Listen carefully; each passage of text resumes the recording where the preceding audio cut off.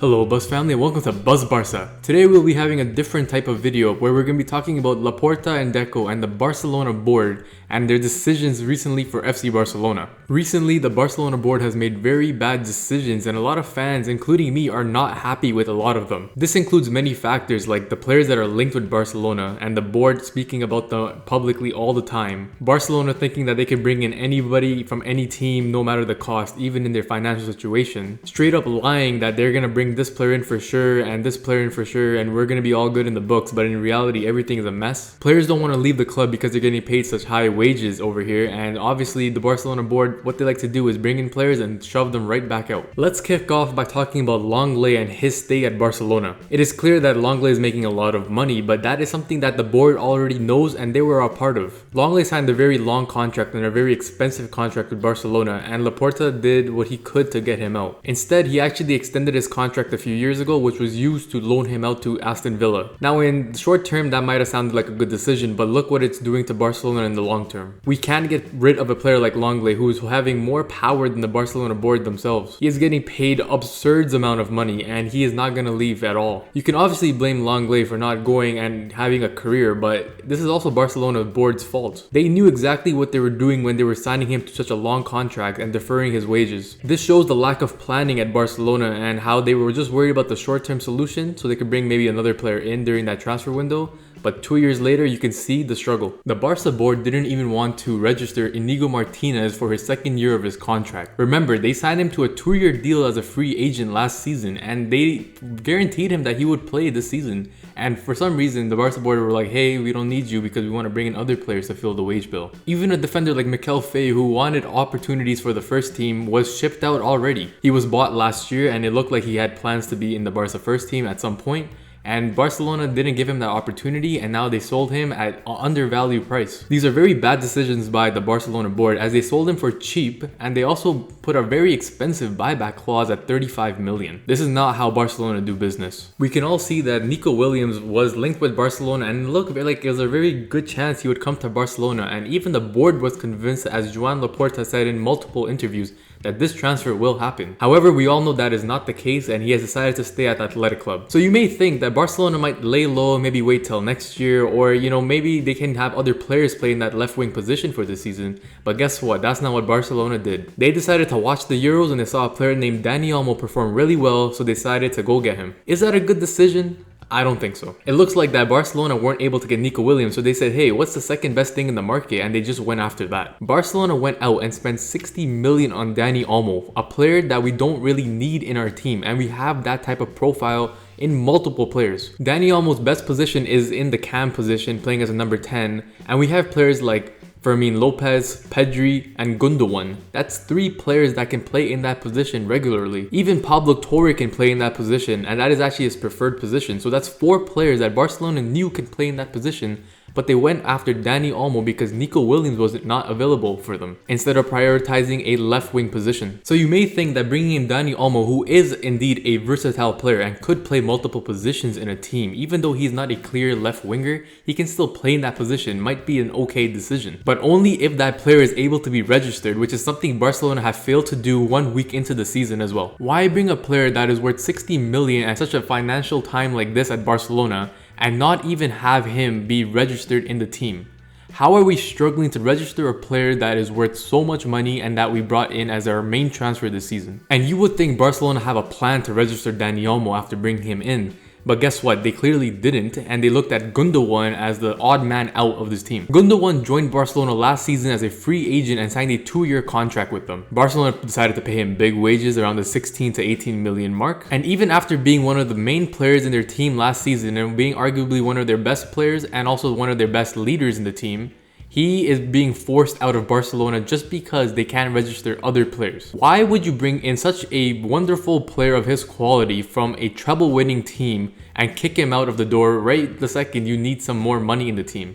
Where is the long-term planning at Barcelona? So the question comes that yes, you want Gundogan out of the team, and guess what? Gundogan is someone who values himself and he actually decided to leave the club and he made the decision that yeah, if Barcelona don't want me, then I guess I will leave. And guess what? Barcelona are so desperate to get Gundogan off the books that they gave him away for free to Man City. All in all, this has been a horrible transfer for Gundogan. I feel bad for him, and the Barcelona board have done nothing good in this situation. So just because we couldn't bring a left winger in, we decided to bring Dani Olmo in, and then because of that, we couldn't register him. So we were like, hey, let's take Gundogan, our best player from last season, who are one of our big leaders in our team, who actually spoke out during our bad times and told the mentality of the team isn't good. And hey, let's just walk him out the door and let's not even sell him. Let's just get him off the books for free. That's what Deco and Laporta are doing at Barcelona. This situation also sucks for Fermin Lopez, as he had a wonderful season with Barcelona last season and even had a really good spell at the Olympics. He is someone that is capable of playing in the first team or even as a rotational player at that 10 position. Now you put him behind Dani Olmo, even potentially Pedri, and his playtime is gonna not be what he wants. Someone like Pablo Torre at this point is like starving for playtime, because where is he gonna play? He just came back from loan, probably expecting some playtime, and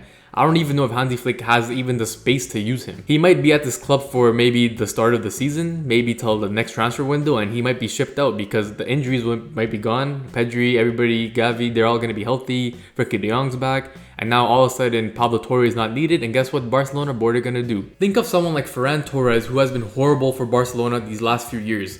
We brought him in for large amounts of money, and remember, we're still paying installments for him to Man City. No one in the media talks about him. No one in the Barca board talks about him.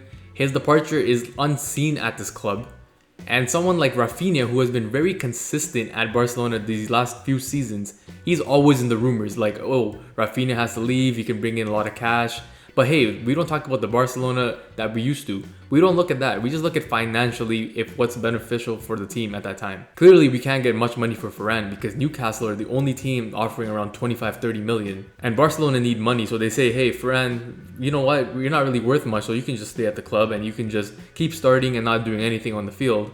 And then someone like Rafinha, who actually performs on the field, boosts his value, gets around the 60-70 million market value, and Barcelona are like, hey, how about you go to Saudi Arabia or you go to a different club because we could use that cash. How unfair of the club to do that to Rafinha, a big player in our team who sacrificed a lot of different signatures to be here. Vitor Roque, a player that was hyped up all over Brazil and every European team wanted his signature. And guess what? He picked Barcelona and he was desperate for the move. Barcelona bring him in, and guess what? Xavi doesn't even want him because this decision is made by Deco. So first off, we're already starting off on the wrong foot. As time goes, Xavi doesn't really give him playtime. Barcelona board are wondering, hey, we just brought this player in for you, why aren't you using him? Xavi didn't want him in the first place, so I don't know why there was a miscommunication or something with the board. Again, this is a board decision with this transfer. Now Hansi Flick has a look at Vitor Roque and sees that he's not really part of his plans. He has players like Pau Victor ahead of him.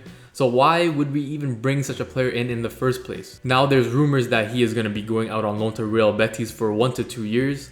What is that going to do for Barcelona? How is that going to help their financial situation? Because we spent 40 million on him and we're not getting any of that back. Instead, we're sending him out on loan for 1 to 2 years, and who knows what type of player he will become in that time. A lot of these decisions don't make sense to me at all, and I just don't understand what Deco and Laporta are thinking when they make these decisions. Look at players from the past. They brought in Frank Kessie, they brought in Aubameyang, they brought in Luke de Jong, Romeu, and they let them play for a season. They've done really well. They brought in players like Adama Traore.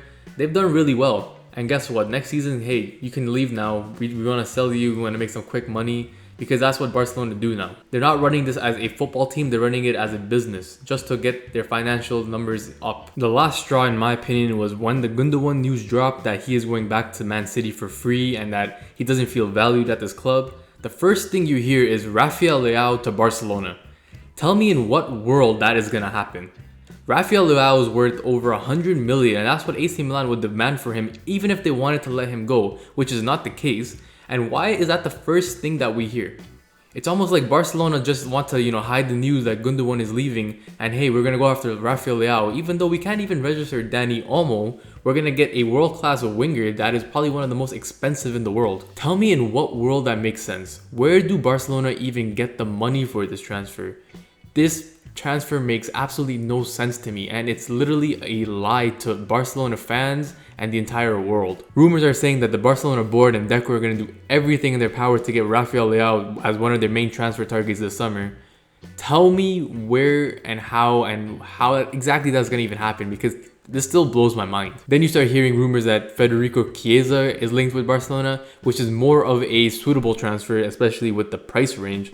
But even him, why would you bring a player like him in? He's a player that's been injured for a lot of his career, and we have a lot of players that actually are like that, including Dani Olmo, would I want to add. It just seems like Barcelona do something wrong and then they decide to put a band-aid on it by just making up another rumor. Remember that Laporta said that I'm going to bring Haaland in 2026, 2027. I just don't see any of this happening. This is just for his presidency. He just wants to be at the club longer.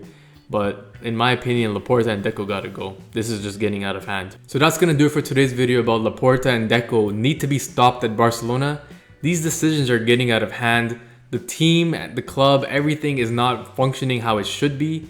And the fans and their voices have to be heard. We need a new president and we need someone that actually knows how to control the club, because this has just gone too far. Hopefully you guys enjoyed the video and I'll see you next time. BuzzBarca.